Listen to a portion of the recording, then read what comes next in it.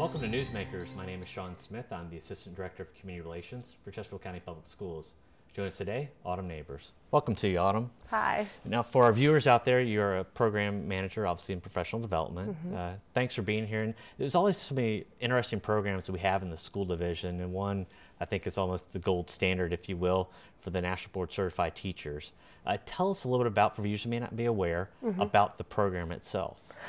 It's a professional development program. It's completely voluntary, and it's seen as, like you said, the gold standard. It's one of the highest acknowledgments of a teacher can get going through that process. And it's, like I said, it's a voluntary process, and it's really about knowing your students, knowing their needs, how to differentiate to their needs, and being a reflective practitioner.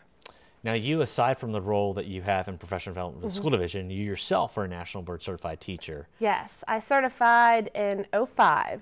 So you have to be a teacher for 3 years before you can go through the process. Many teachers start further into their career.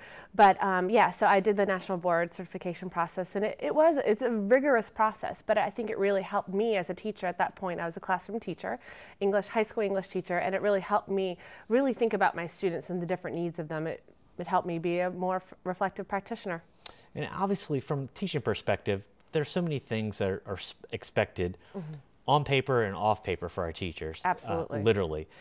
And when they think about this gold standard, if I'm a classroom teacher and I haven't succeeded at the level that you have done, what is really the motivating factor for wanting to do that?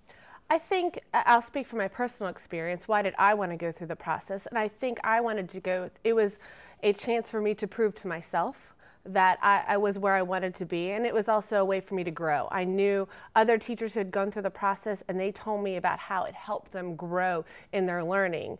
And instead of, you could go get another degree, but to me this was really about my teaching, my students, my classroom, and nothing can be that catered than this process. So I think that's one reason. I think people go through this process to further their own development.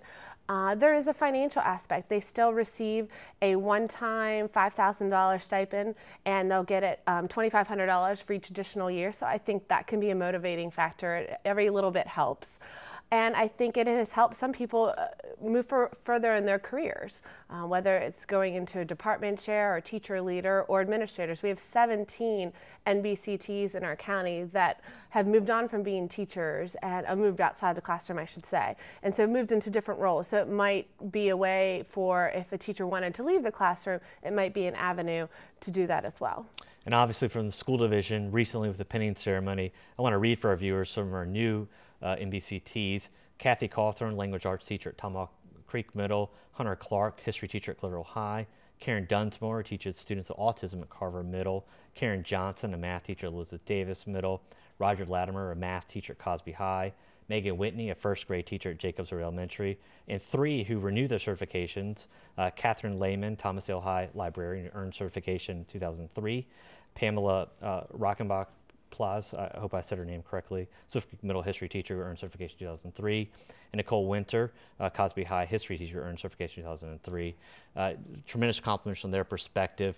We're about 30 seconds left, but that pinning ceremony, what was that day like? Obviously the culmination of having all that work come to fruition. Well, for them to write, 4 portfolios and do the assessment center, it's such a rigorous process, and it takes up to 1 to up to 3 years. And for them to be able to celebrate their accomplishment and in front of their superintendents and their district leaders and their principals, and to be there with the META, which supports this program, the Metropolitan Education Training Alliance. We had all 4 districts in our area there together, so it was quite a celebration.